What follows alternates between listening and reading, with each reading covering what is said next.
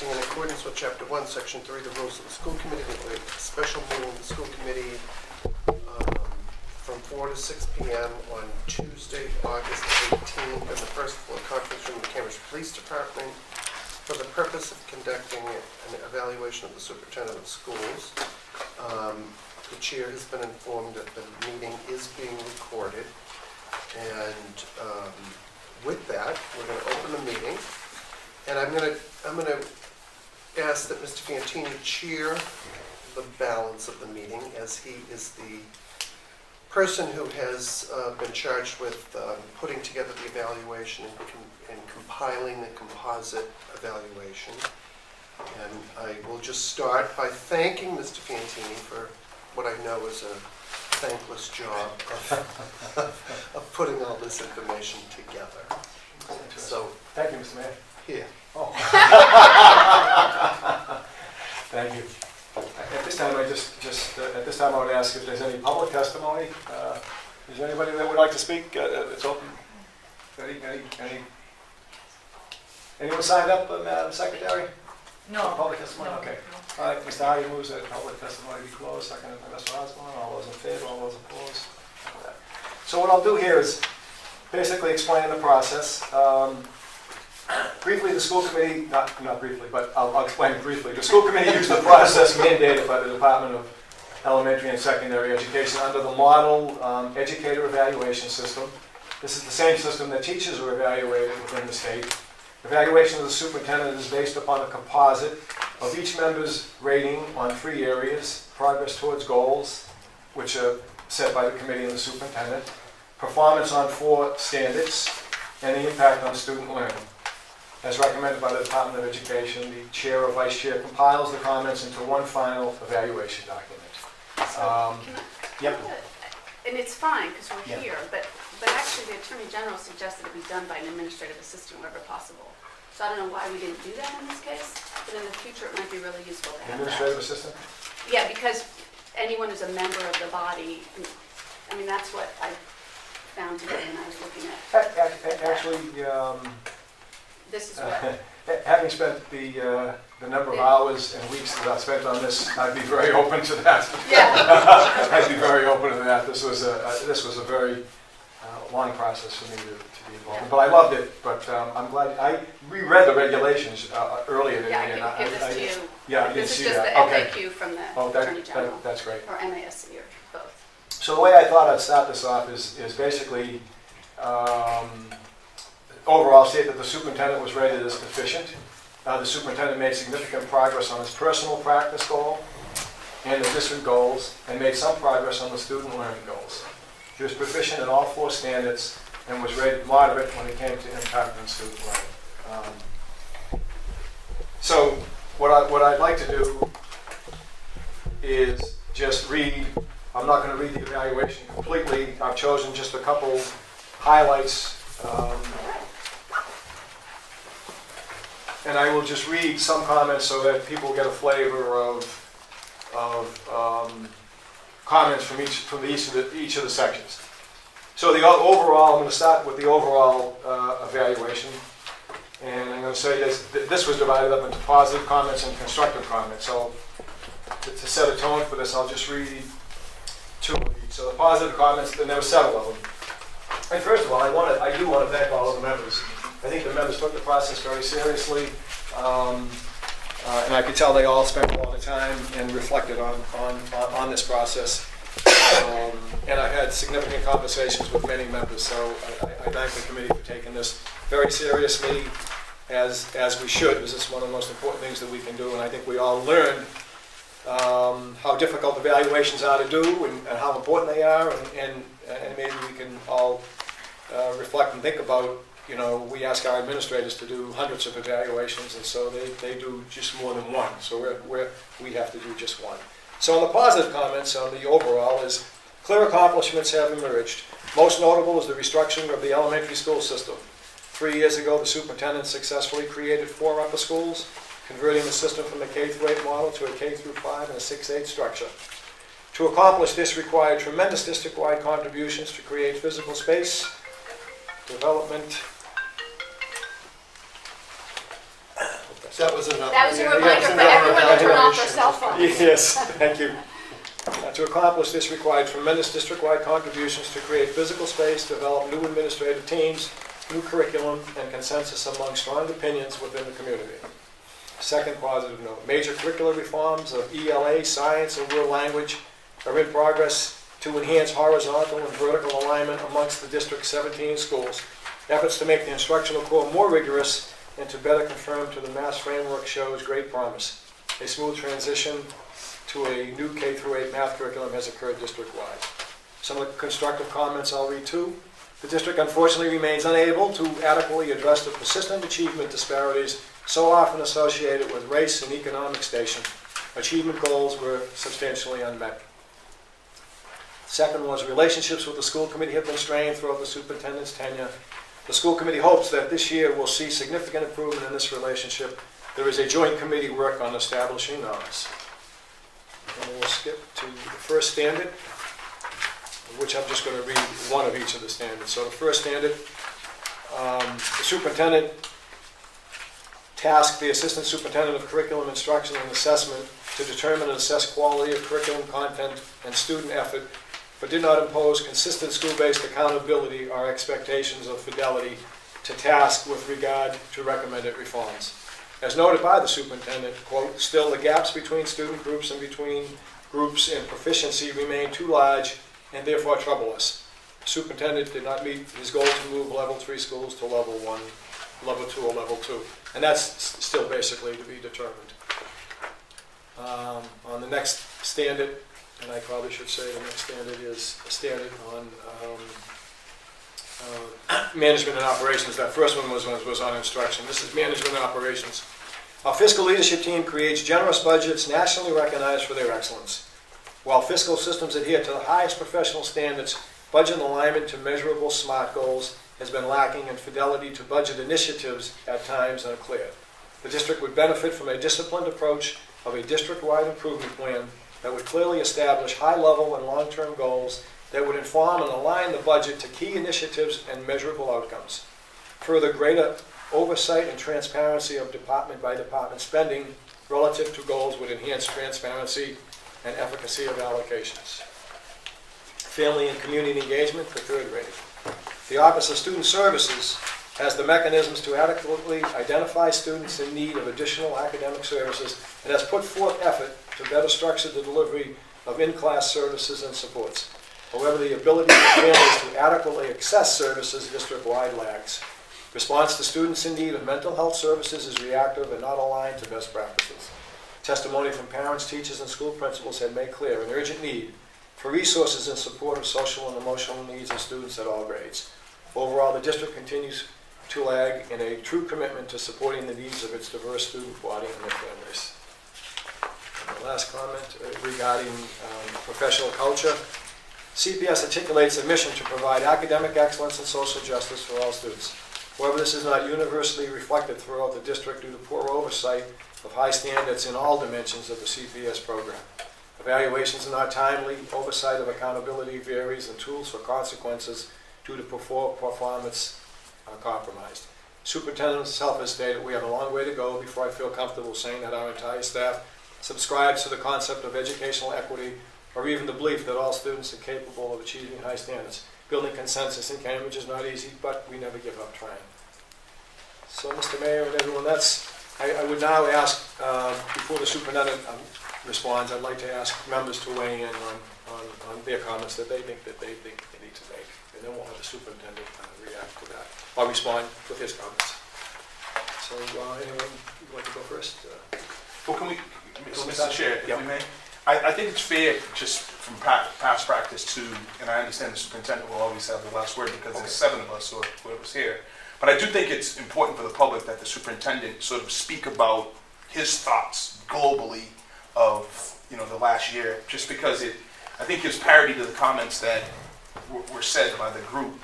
So I think that would be more helpful, just if the superintendent would just kind of share his thoughts, maybe not to every single point, but just your overall thoughts. I think in the past you've done sort of a summary of your collective kind of workload in your year with some either optimism or throwing the challenges out that we may look forward to. Yeah, sure, I can do it. Yeah. Okay, sure, Mr. So Clark. I have some things I'd like to say at the end. Yeah. Sure, sure. I'm just trying to But get just in terms of the, in Yeah. reaction to those specifics there.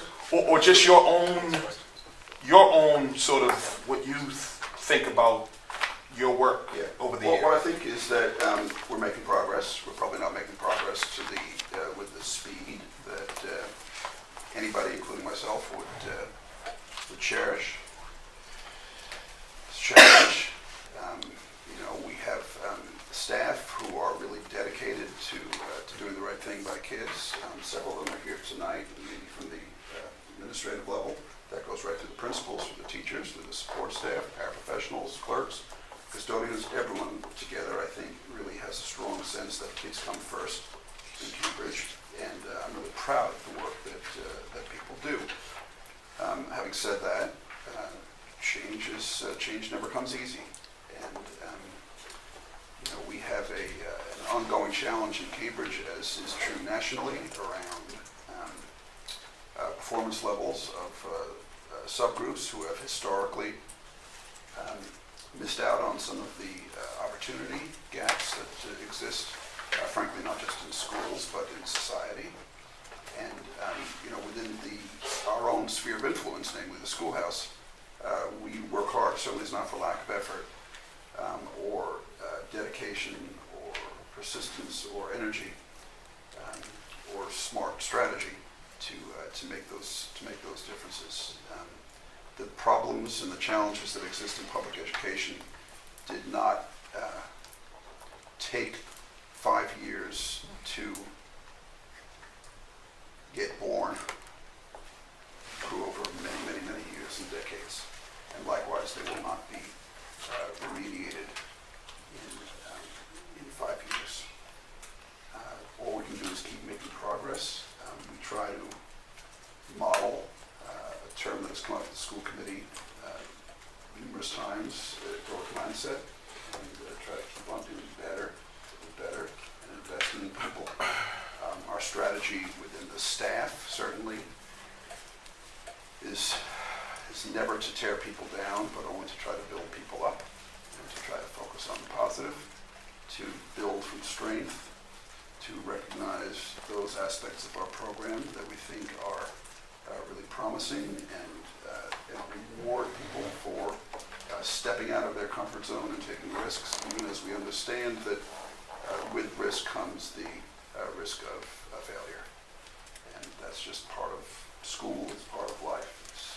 It's a spirit that we want to inculcate in all of our students, and the surest way to do that is by doing it with our staff. And consequently, what we try to do with the staff is to say, go for it, but we have your back. Thank you, Mr. Adam, for that. That was helpful. Further comments? Is that kind of what you were? Yeah, I just was, I think it's good that you get to say, what your thoughts are, just so we can have a better conversation moving forward. Ms. Osborne? Good question. Could you answer? No, we can go. Is it all right if I Yeah, please. ask you a direct question? I mean, it isn't over yet. We still have a year. But I wonder, what do you think,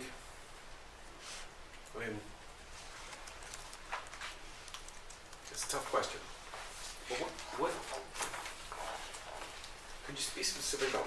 What do you want? What keeps you up at night? What about the challenges that you just outlined, which I am completely in agreement with, about this being a marathon, not a 5-year situation. This is so. What, just as an educator, what is it that you that worries you most, even beyond the job itself? Yeah, there's a lot. Why is it?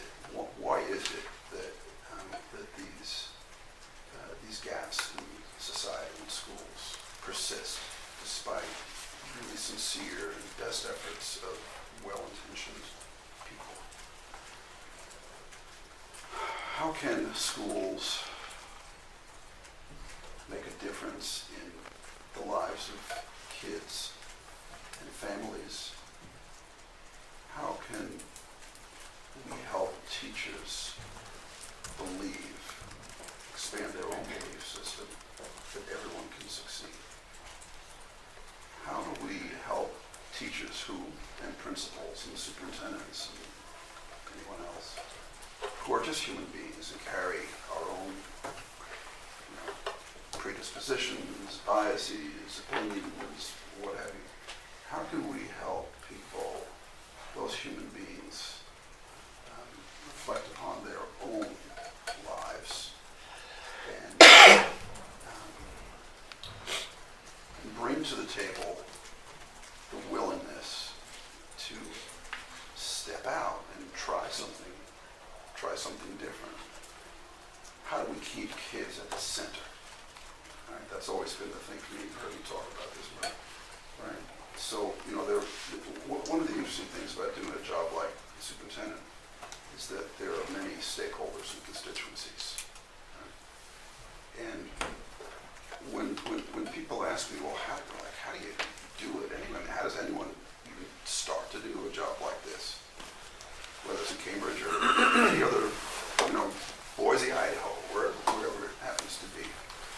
My answer to it always is, if you keep the kids at the center and try to make decisions based on what you think is best for children, it's understandable that some adults may not be happy or may disagree, may object. But that's fine, because for me anyway, as I conceptualize my own work,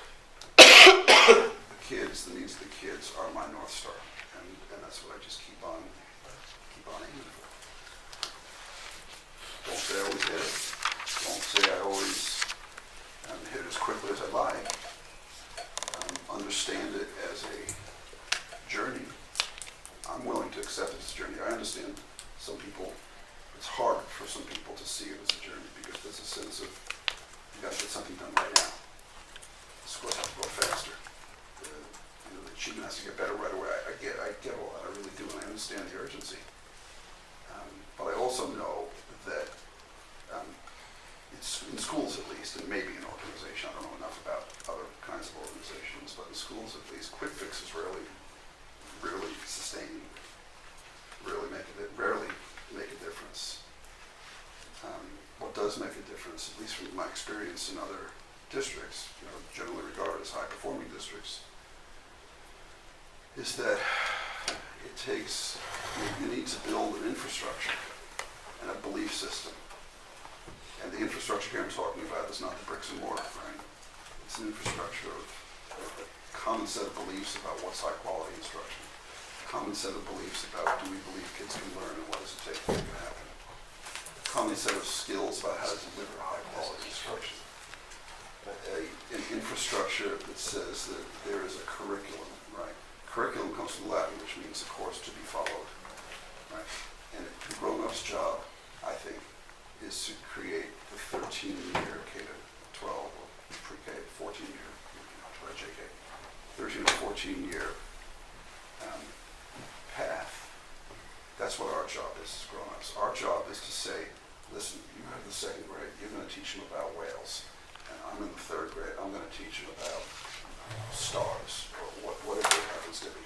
But we have to make those agreements as grown-ups and make it so that as the children move from your second grade class on whales to my third grade class on stars, they know that we're watching out for them. They know that we've thought through what that pathway has to be. And we're taking them along because we're the adults. We're the ones who supposedly know. And so that's kind of what I mean by the infrastructure, right? Is the path. And it's related to curriculum. Curriculum is a big piece of it. It's been challenged here. Instruction is a huge piece of it, maybe even bigger than curriculum, because that has to do with the personal relationships and the belief systems that every woman and man who's a teacher or a principal or a superintendent brings to work every day. Mr. Osborne, can I ask Ms. Kelly seems to have a burning question? No, I don't have a burning Oh, you don't have a burning question? I Okay. know, this is what happens to me. You ask me a question. It's like interjecting. this, I go on. And I apologize for that. I don't mean to, but it's, you're asking me something that's really at the heart of the work. And I couldn't go on for 2 But I think the creation of the building of the infrastructure is just hard work, right? And it's below ground, it's like the foundation of the house, right? So you can, when you go past a beautiful house, you think, oh boy, those shingles on that roof or that window, those windows or whatever, they look really beautiful. But without the foundation, which you can't even see, the house isn't gonna stand. So I just would caution school districts anywhere against designing a really attractive house that doesn't have some really good concrete underground. Okay, so, Thank you. yeah, thank you. Okay, so I want to review a few things that weren't really captured in the composite, so that you have the benefit of that. Did you actually get our individuals or just the composite? I have the composite. Okay, so would it be helpful to forward the individuals? Fred, I think you wanted to. Yeah. Say something about process on that. Oh, I knew superintendent, I actually, in the research I did, I kind of, the superintendent said to me, he'd like to see everyone in individuals, and I, after talking to several people who have done this evaluation, the theme of the evaluation is a composite, which is supposed to be the school department's evaluation, and so, school committees, yeah, school committees, and so I said to Jeff, I don't know if it would be, I said to him, you can think about it, but for now, I said, I think that you should just respond to the composite, and because it's important that we function as a team. And that's the whole concept of the composite, is that in the past, we've had individual evaluations, we've had individual evaluation meetings, and that has not reflected the goals and the passion of the entire committee. So I view this as if we were one, and I know there's differences, and I know Ms. Nolan has some differences, and that's okay. But I didn't want the what I was told by many people who have done it is, superintendent probably should not look at the individual ones and try to stay focused on the composite. But that's just, you know. Let me just say one thing, and Mr. Fantini and I, we did more of an interview as the Yes. chair, so we didn't, you know, we went through the stuff and I gave him my things, but that's because in past practices, Glenn Kuchar and others have said that it's better to, in the spirit of the team, that it doesn't make it as personal, whether it's good or bad. Right.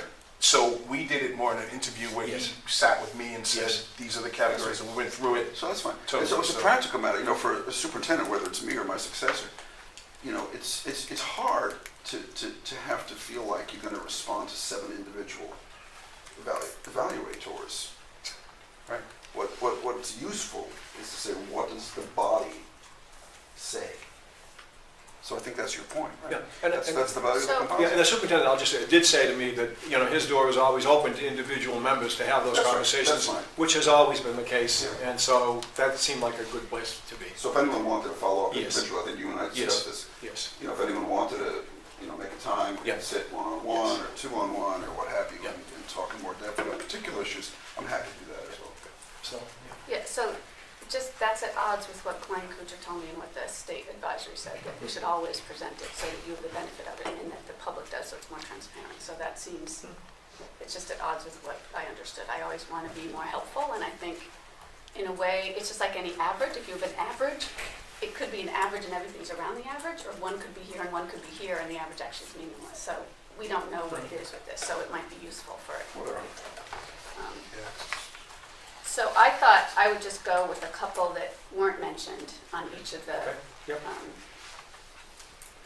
issues, some of which, as you know, I've already discussed many of them with you, and our challenges for our district. And the reason to do this is you do have another year here. I'm really hoping we can work on the issues that have happened in the past where we haven't met our goals, and then move forward towards a really positive working relationship in the future.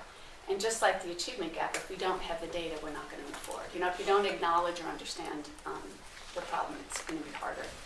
So one of the things that under instructional leadership that I was concerned about is related to this question of the overall system of measurement. And we haven't yet gotten to the point where we have a robust system of measurement, and that seems to be a really important thing that we've all said for years and years and years, and we haven't gotten there. It would be really useful, I think, again, moving forward, to not only have MCAS to rely on, but to really have this more robust system of measurement that includes more than testing, and to be very careful with the data we do have. Under Standard 2, which was management and operations. I just have to say that under the ethical behavior, and I've shared this with the superintendent, I just felt that the non-response and actual misleading the school committee about how the plagiarism charge of the top administrator was handled was something that was not good for the district. I still hear from teachers and parents who are concerned about it. We were told there was a review, but it actually wasn't reviewed. The expert acknowledged that she didn't even have the documents that were sent. So for me, that was a very troubling something that I hope, again, we can learn from and in the future not have any of that happen. That we aren't apprised and that there aren't very strong standards set and action taken, particularly with something that, again, affects the entire district. And many of the staff at some schools found that expressed that they had a lack of support in dealing with leadership issues. And that, again, is something that's very difficult, but it's a lack of equity and professionalism in treating all staff fairly. Some staff felt paid attention to and some staff didn't. So I really hope moving forward we can work on that. Under family and community, I think we all know that we routinely experience a lack of diverse representation at all types of family district events. It's not something I think you go to the events, and we've talked about it, where they're looking around and there's not as many people. It really would be good, given our emphasis on family engagement, for that to be a #1 measure that we use. Even there was a school council training for leaders. It wasn't quite as diverse as it might have been. I happened to go to a forum for parents of color on a Saturday because a parent suggested I stop by, and there were almost no parents, even though there had been outreach. So it's not that we're not doing the outreach, but what we really want is the effectiveness. We don't want just outreach without effectiveness. So that's under that area, that's one that we need to make sure parents don't get so frustrated that they end up reaching out to us, that it's all part of a collaborative effort that they feel listened to. And just one under the professional culture. I think here one of the commitment to high standards, I know we try, but I hope that we can all learn from the way we approach the AP and honors class enrollment at CRLS. That was something that the school committee really, really pushed for. We made the data, made sure it was gathered, and get specific ideas to address the problem. And I think it was something that might have been some resistance to actually address that. And the school committee stepped in. That's an example of a real, I think, positive collaborative effort that because we pushed for it, we got some of the data and specific ideas to address the problem identified, which is necessary for any of these efforts. So that's something I look forward to, again, to make sure there's more in the future. The other thing, which I think has been mentioned but cannot be repeated too much, and you've acknowledged it's really, really difficult, is this, that our overall achievement goals, despite being dramatically lowered, haven't, as some people on this committee refer to, the needle hasn't budged. The gap for almost every subgroup is pretty much unchanged in 6 years. The fragmentation of professional development, I think, is being addressed, and that's something I think we can do a little quicker. Like achievement gap is a little longer, but really hoping that the next TELMAS, the TELMAS professional development indicator, suggested that all of them had declined on the staff's sense of professional development over the last 2 years, from 2012 to 2014. So I also know we've expressed it, and it wasn't reflected in the composite, which surprised me. That's why I'd like to see for all of us to understand what went into it, because I think we all recognize the middle school restructuring was huge, and the logistics were handled really well. It was an incredible challenge, and yet the educational programming has not yet. We don't know. Instead of building on best practice, the entire middle grades was rebuilt, and I think that really created a rift within the community, who had been told and wanted the best of the district's best 8th grades to be replicated.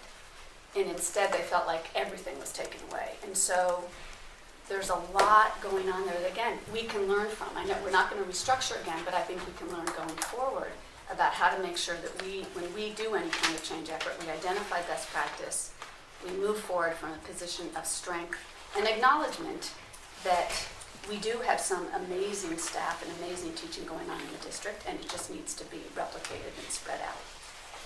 Because right now it's not clear whether net more students are better off, or that some are worse off.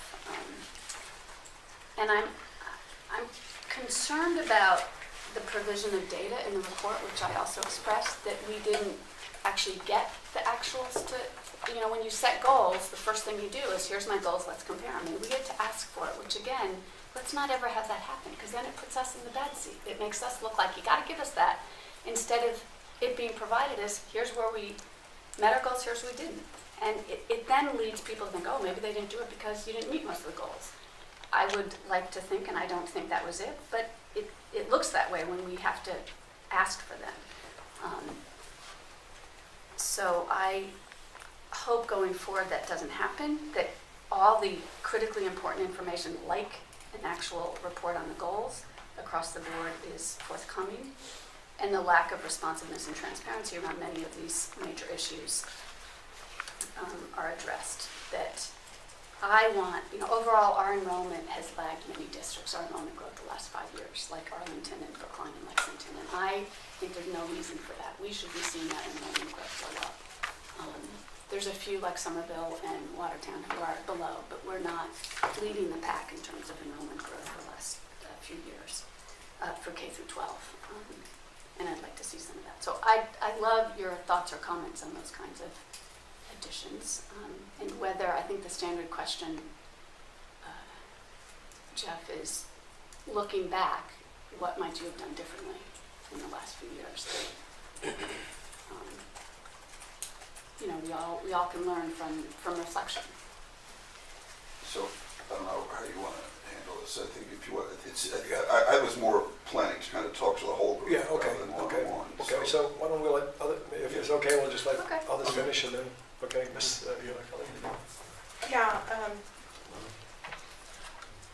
well, what this brought up for me actually was I had a very different take around the instructional leadership piece. But what I wanted to reflect on is, being on the committee 18 months and how much I've learned in terms of how quickly implementation of a program, and then how long it takes before the actual impact of that program.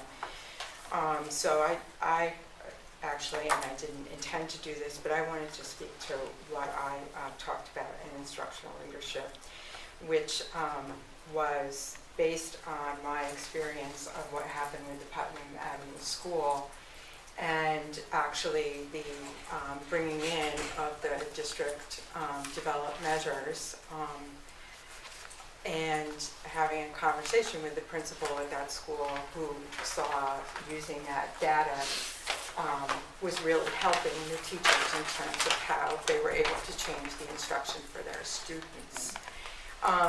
And so that I see that, and also I'll just say I'm cautious about using the term achieving gap after a discussion that we had about it on the school committee that really stuck with me in terms of, is that the way we really should be looking at it, or building on strengths that we can have in our schools. And a question that I wanted to ask, because two key words for me rather than gaps is inclusion and equity. And how we might move forward as looking forward to this coming year in doing the budget process, in having equity, which we have begun to put in the budget, be an even greater value moving forward, that will have giving more resources to the schools and areas that we think need it most, and how we can keep that sort of forward in that process. So that was a question that I had around that. Mr. Hunter? Yeah, I'll just go on to just a few things. I appreciate the comments of the members. I think for me, it's clearly a mixed bag. I think, just to be frank, and I think we may hear this from your statement, that, in my opinion, the persistent, whatever you want to call gap, but let's just say the student profile's not moving wherever you sit in the soup. achievement gap, opportunity gap, whatever you want to call it. I think that always causes me great pain, as it does many members. And so for me, it's very simple. The numbers don't lie. Check the scoreboard, and that's not a sort of slight. It's just those are just the numbers. If you look at the numbers, they're relatively stagnant across the board.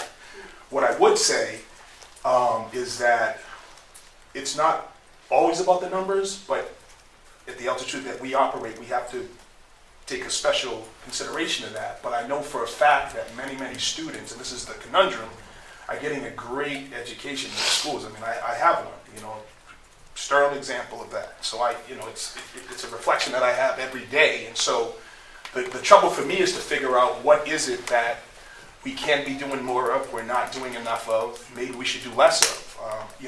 I forgot who it was that said, culture can be a secret weapon. Trumps? No, but it can be a secret weapon. No Trumps around here. No Trumps around here. But culture can be an extraordinary weapon that makes special things happen, is what someone said. And so one of the questions I have for you is, what is it about the culture that we, particularly you, could do better to make sure that people, as you said, are looking at the North Star, which is the students, and making sure that they every day come to work with the understanding and a motivation that each and every kid can be successful in the classroom. I think that for me, and what I've seen over my time here, and it hasn't been so short, that much of the instructional deficiencies come with the culture that people just don't believe every kid can do it. And it may be a distraction. It may be not being able to deal with all the things that happen in the classroom, behavioral issues, the social emotional stuff. There's a lot that teachers have to deal with and do. And what I realized with the good ones, it's mainly that there's a core belief that every day that every kid can do it. No matter what yesterday brought you, today brings another day and another opportunity to reach kids. So that's one of the things I want you to just reflect on. What is it in the culture? You talked about the growth mindset and the risks that we allow them to take. At the end of the day, what worries me most is many times when I hear conversations about teachers, many times, not all the time, it's often about the working conditions of the teachers. We've said this on the floor of the school committee before, like when you talk about teaching and you don't end up speaking about the student, that always drives me nuts. And so one of the things I want you to talk about, if you can later, is about the culture, particularly around the teachers and instruction. And not that everybody's good and everybody comes and they're motivated, but what is it? If I went to work every day for 6 years and didn't see progress, I would have to have a serious reflection about my practice, what I do. Is this the right thing for me to be doing? And that's just reality that I think kids and parents have to deal with every day. This is the fourth quarter for many families. This is the direct assault at the American dream if they can't get an education that we set out to give them in the Cambridge Public Schools. I mean, their dreams are going to be shattered very early. So that's just one thing. I also think that, for us, and for me particularly, I always look at the superintendent as the educational leader for the district, and that's in all phases. And one of the things, and I voted against this, was, creating these layers of assistant superintendents. It wasn't that the people that were chosen, I thought, couldn't do their jobs well. It was that I thought that it was going to remove the superintendent further from what was going on in the classroom every day and with the principals and in the day-to-day operation of the schools, which I understand is a big job, but it's very different here because our district is so small. So that was one of the, that happened very early on. And I just want you to just sort of speak about how you think that's come about after looking at it over time. Lastly, and these, I don't think these are totally negative. I look at evaluation as a way as an opportunity, quite frankly. But, for me, I've said this, and I've said this publicly, I don't know if I said this to you, but if I were on my last contract in a district like ours where, and this is to your credit, some of the most transformative change, in my opinion, has happened at the middle school level, I would spend every breath trying to make that thing work, every single breath. Understanding we have to juggle everything out. I think that when the dust clears and we're talking about this 20 years from now, the legacy that Jeff Young leaves in the Cambridge Public Schools will be the innovation agenda. I just think that that's the biggest thing that's happened in your tenure.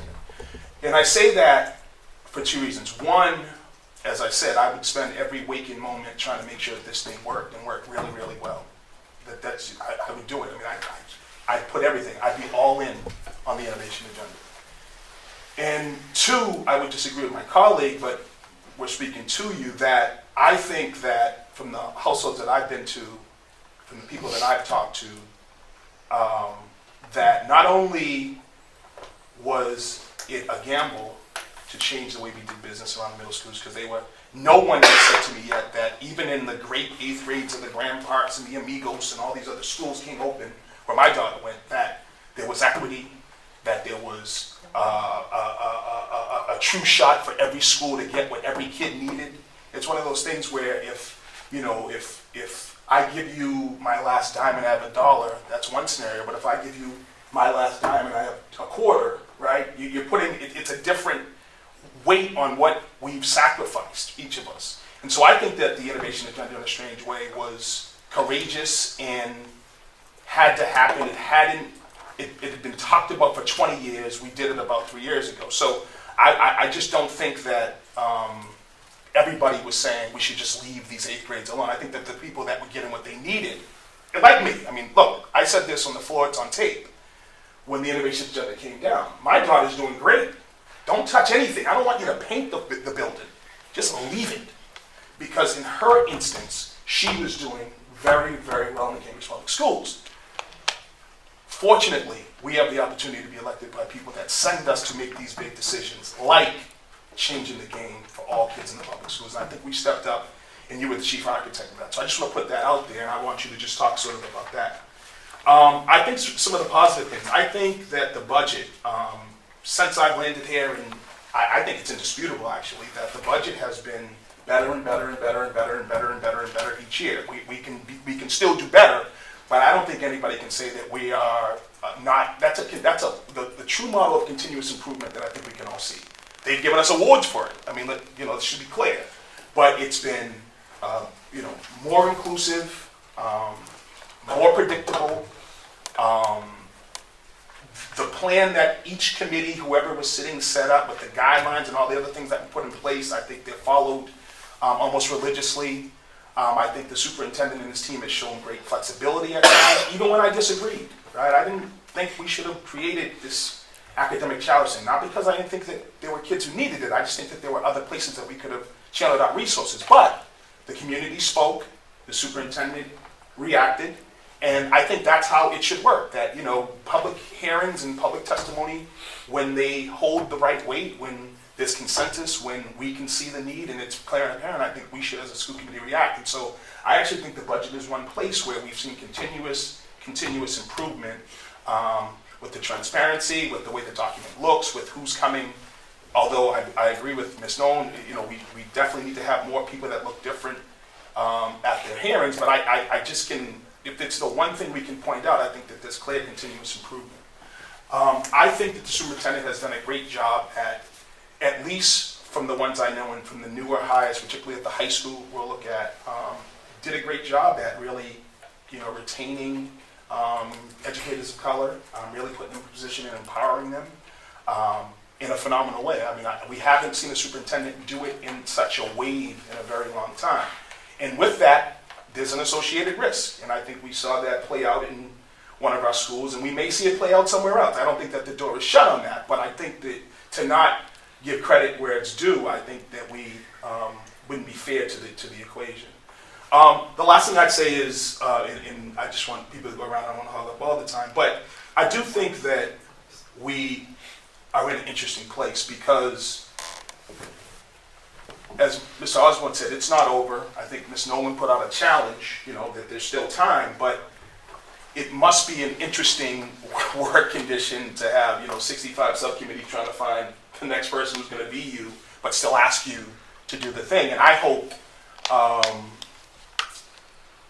that as part of your legacy, you think about that as you move forward towards the end of your tenure, which I think took a lot of work to sort of make that the way that we were going to sort of script your last moments. I mean, things could have went a different way. On your end, you could have done things differently. We surely could have. So those would be my comments for now. Thank you. Thank you, Mr. I think, first of all, I want to just say, I think Richard's comments were very insightful and very well thought out. And I agree with so much of what you just said, and I think that the legacy around the upper schools is something that I think is something that, and I want to just say that I feel so passionately about, and you've heard my passion around it, and my frustration, quite honestly, that some of it hasn't happened quite as quickly as I would have hoped it happened, only because I think that this is a legacy that you're leaving in this district, is the reshaping of this. And I will say that I have not spoken to one middle school kid in this district that has not had a better experience. And I think where we hear the concerns or the negativity, it's coming from either staff or from parents, but there's no doubt that kids are having a better experience. And so I always try to remember that, because I've talked to kids both at the high school who have been in the first wave of kids graduating that have gone the 3 years, and each one of them will say what a better experience it has been. I just say that I think that if you look at the job of superintendent of schools, not only in Cambridge but around the country, the average stay of a superintendent in most cities or towns is about 2 to 3 years. And there's a reason for that, because there is a burnout level and there is an expectation level, and I think that, I think there's something to be said about having steady leadership in a district, and I think that we have had that with you. I think it has been a challenging time for you and for the district and for public education as a whole.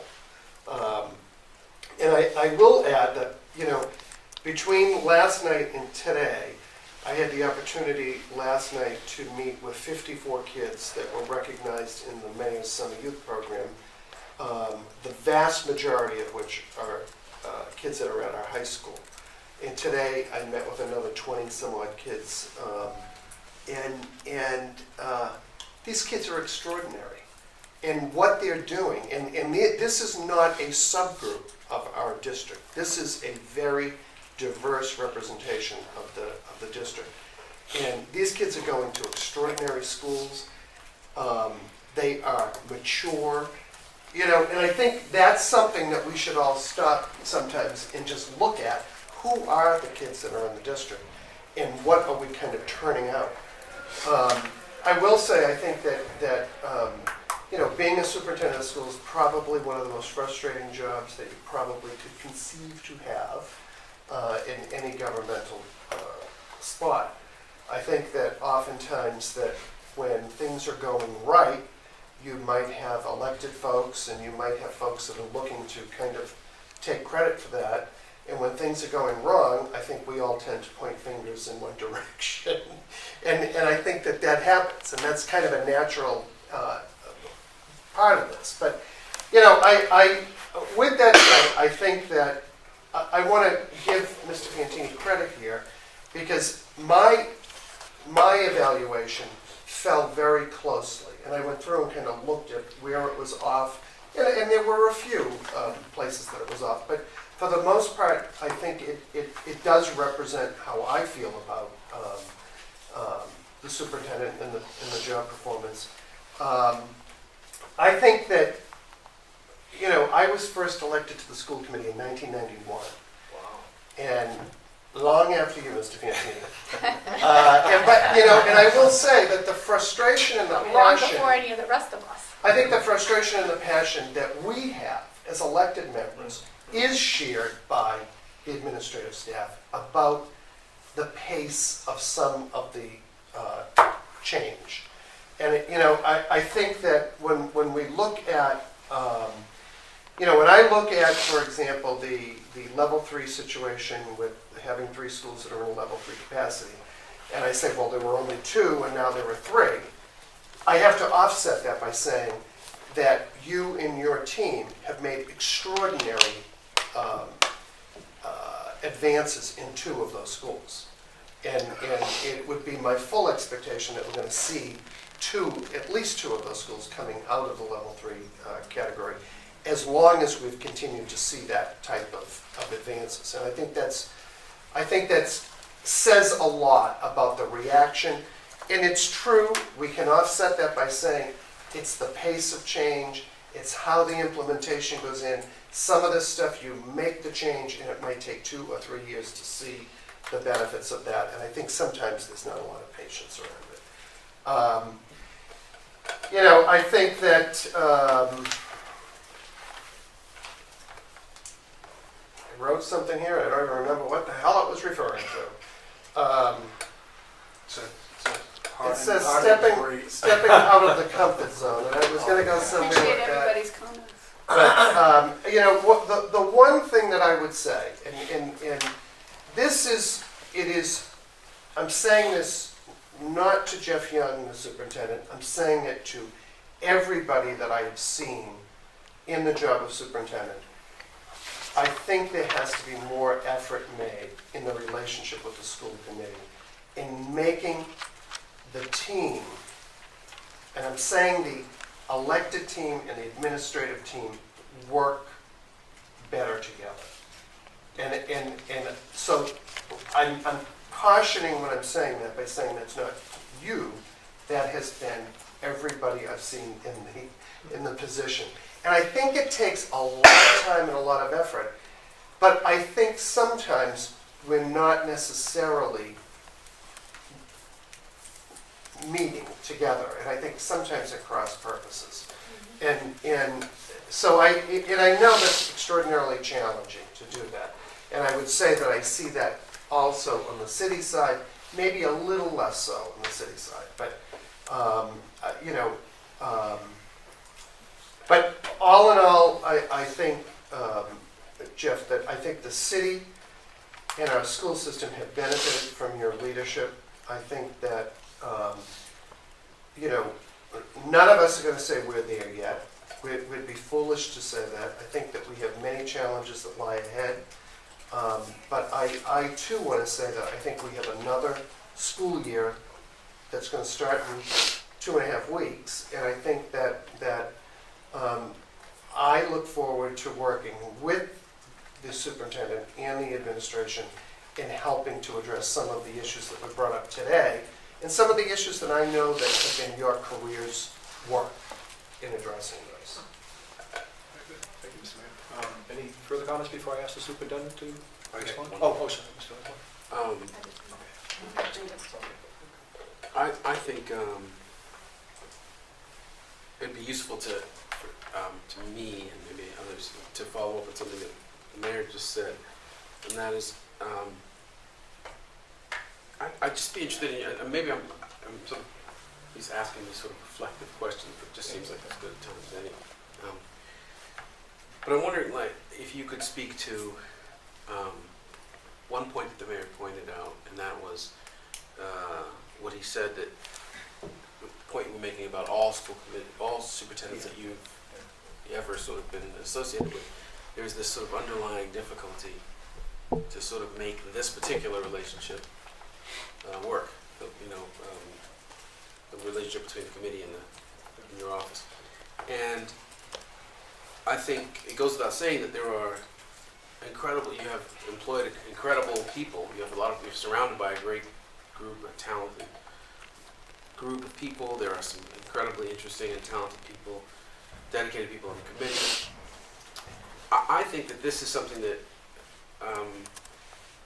I'll say that more than 10 people in the last, several months, or I'll go back to maybe the winter, and to me that's a lot, have pointed out to me that it doesn't appear that from the outside, it doesn't seem that there is that great working relationship. Now, Judge, I don't have a ton of track record to base it on, but to my mind, things have improved quite radically in the last couple of years.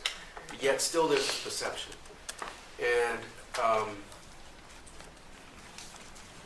I just wanted you to sort of address that. Can I ask him to address it in his closing? Is that okay? Yeah. Sure. Thank you. All right, that's fine. So we'll go to Ms. Nolan. Actually, I was going to build on exactly that, what the mayor said, which is it often, my perception, and just even polling the members, is that we're not treated equitably. And so modeling behavior, I mean, I know for sure some members got calls for this evaluation, and I didn't. And that, to say, hey, I'd like to talk to you about it. So I just think the more we can model that, and I have always been open to collaboration and open to What call are you talking about, Ms. Owen? If you could just just specify. you actually said that Jeff said he wanted to talk to you in the last couple of weeks just to talk about We the never, evaluation. but I told you that, and I told my friend that, but we never talked about the Okay. evaluation at all. Okay, Let's- well, I didn't get a call, that's Let's all do I'm this saying. though. If we're gonna say things, let them be accurate. Yeah, so is that not true that you reached out to some members and not me? Then I'm About the wrong. evaluation? In the last couple of weeks about, Not anything. Not in any way about the Okay. evaluation. so So I what think we're treating about. us all equitably would be great. And I don't, maybe it's a perception, but All right, moving on, Ms. Kelly? well, actually, no, the thing is, we sure. all work collaboratively. We all do Yeah, no, we our know. It's- best, and it's really hard, but that's when you get to great, good to great. Ms. Kelly? On that note.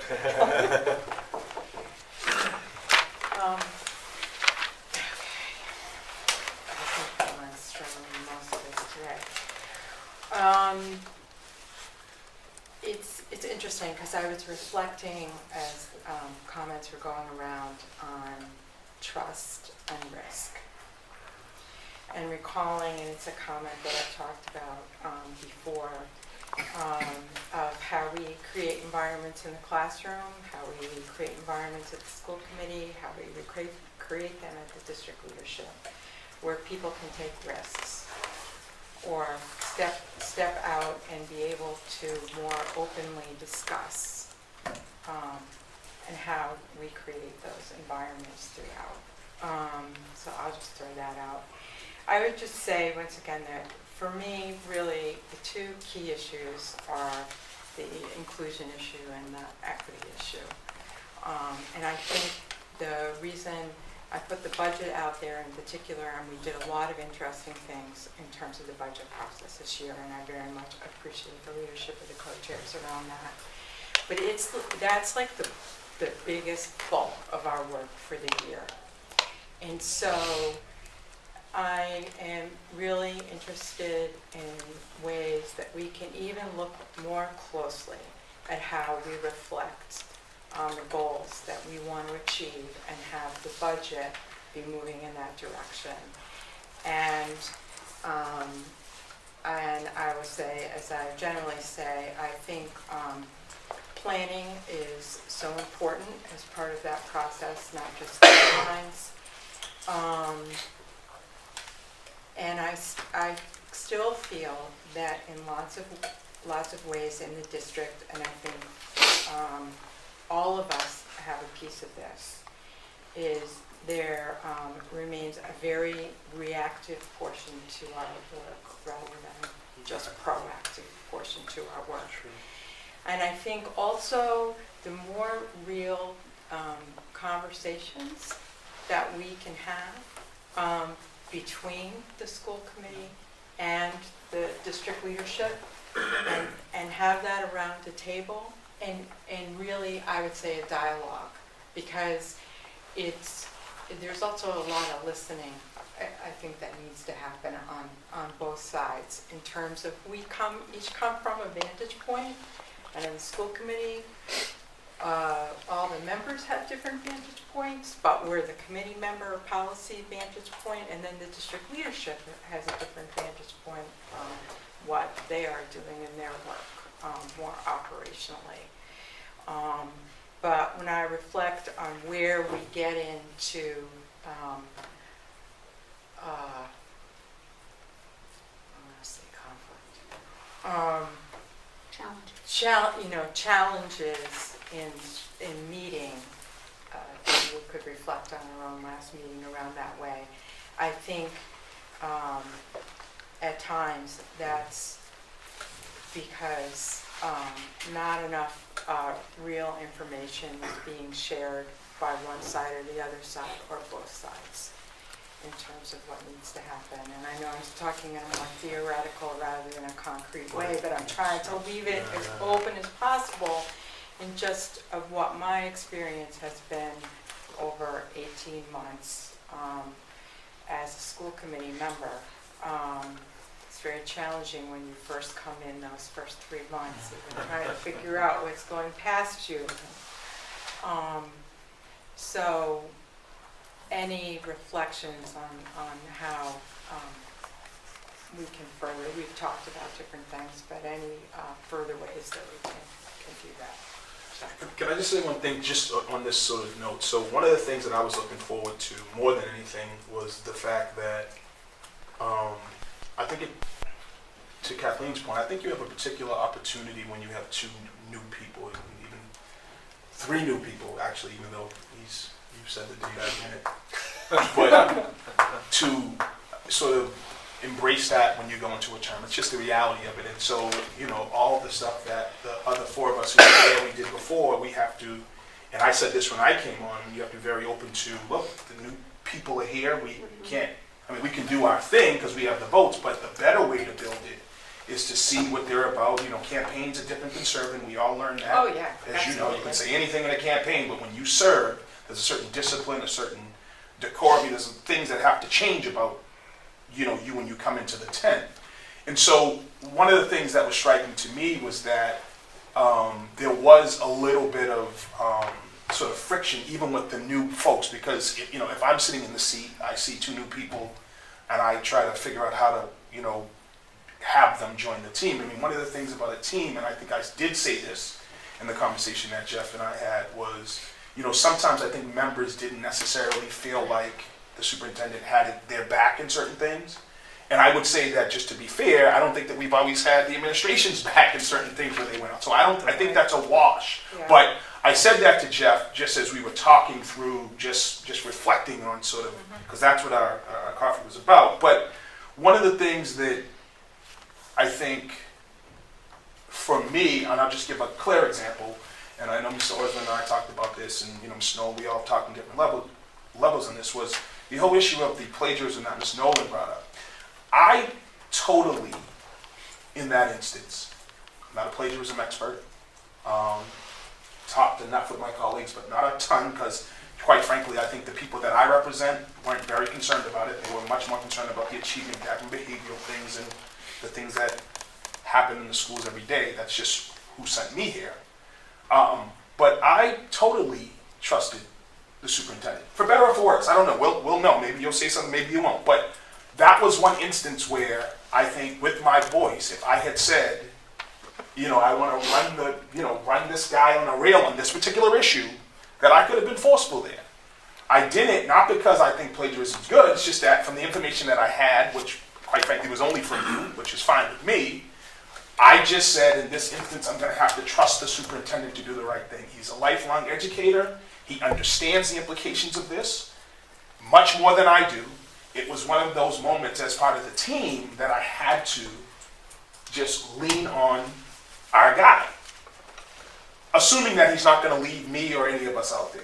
I'm not trying to argue that point, Ms. Nolan. I'm just saying that was just one instance where I felt that I forfeited my individual, ability to do different things, to say, you know what, he's got this. He's told me what he thought it was. I asked him, I probably asked you 3 questions. He gave me the answers, and I was stuck there. That wasn't necessarily something that, from the relationship that we've had, that might not have been a wise decision, because as we said, we don't always have each other's back. So one of the things, just to the conversation that we're having, is that, and I think the mayor said this best, that, it does take work. It does take work to build relationships. It does take work to have a trusting relationship where you can agree that you're not always going to disagree. That you're not always going to agree. Be respectful. Sometimes, understand that you're just not going to get there. And I don't know who to point the finger at on that one, because the 7 of us, it's tough. It's just tough to have 7 of us get on the same page. And it's not about who to point the And it's not about who to point the finger on, right? So We can't even talk outside of It's meetings. a group, collective. it's a collective. Right. Yeah. I guess what I'm getting at is that one of the things, and I'm just going back to what Mr. Osmond said, it's not over, is that I really want to think about this next year and how we can be productive.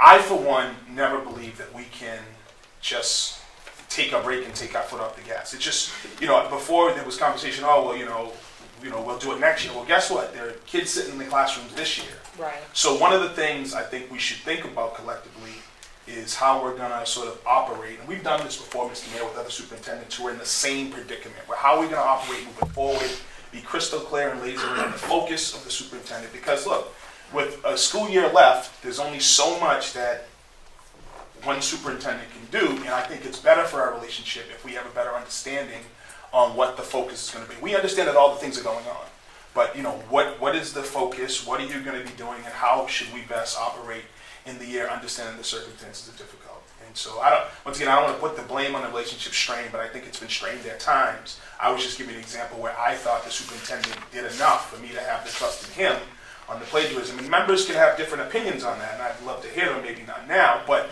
I do think that in those instances, and he's had a tough term, let's be clear. I mean, we've had many very high-profile things happen under his watch. Not that it was his fault, but if you think, we can think about the things at the high school, the national stuff, and think about the isolated things. The superintendent, the superintendent has been called in a very different way to be in the spotlight, unlike any other superintendent in a long time. And so, let's be clear, some of those times when it was new to him and quite frankly new to us, some of that criticism has to fall in a certain place. And I don't know that, I don't know how fair that was over time. Well said. So I'd like to ask the superintendent to speak, and it's my intention after he speaks to I know we're getting all motivated here, but it's kind of my hope that after the superintendent speaks, we'll bring this to a conclusion. That is my hope. And You have some things to say, or you're going to just... no, not just Chair, no, Okay. to Jeff. Great. I'll say closing comments after. Gotcha. So I just want to start by thanking you all for putting in the effort to, whether it was have a conversation or forum or whatever it was, but to think about these issues and complete this evaluation process. I just want to acknowledge the four people who are here, also Carol and Claire, Mary Ann and Jim. Thank you for being here. This was not a required meeting for this summer evening that you're spending in this setting. It's like the posse. I was nervous having my back to them, but They have your back. They've been making faces. But they're here because that's who they are. And, you're all very fortunate to have people like this Yep. working for you. So there's a lot to absorb. I don't want to respond to every single question that was raised. And I have some notes, and I'll take that into consideration, think about it, reflect on it a little bit, and we'll talk more as the year goes along. But the main thing I really want to say is I'm really looking forward to this year. This is a terrific opportunity, and I think there's some great things to come. I think it was Mr. Harding, but maybe it was others, who talked about using this year to focus on the upper schools, and clearly that is what the main focus is for me. I really do want to get these schools, as situated and well-positioned as they can possibly be for success, and plan to do that in a variety of ways. One by spending a lot of time there, to working with Carolyn and others to ensure that our expectations around those schools are really clear, that the leaders of those schools are supported, and the kids ultimately are supported. The other thing that's important to me is to be able to try to set the table, so to speak, for whoever my successor is. Right? So it's really important to me to leave this position and be able to sort of hand the keys to the office to whoever's coming in here, with that person knowing that things are in never perfect shape, but in good shape. That the fiscal house is in order, that plans are moving along, that things are proceeding in the way that they really need to, and I can do that. There's a term in the sort of social science literature that's called the planning fallacy. And the planning fallacy is a systematic tendency toward unrealistic optimism about the time it takes to complete projects. And this is true if any of you have ever tried to renovate a kitchen or do anything around your home, or do anything in building a relationship, or do something at your job, most of the time people go into it, probably, you can't see it until after the fact, a little unrealistically about how quickly it's going to get done. And so, as I think back 3 years ago when we started these upper schools, I think probably we suffered from a little bit of this planning fallacy. And maybe the hopes were a little too high, a little too grandiose at first, although I'd always rather them be too high than too low. And I think that in time, people will begin to see what you said those students were saying to you. That the quality of experience that kids have here is really going to be superior to what they've had in the past.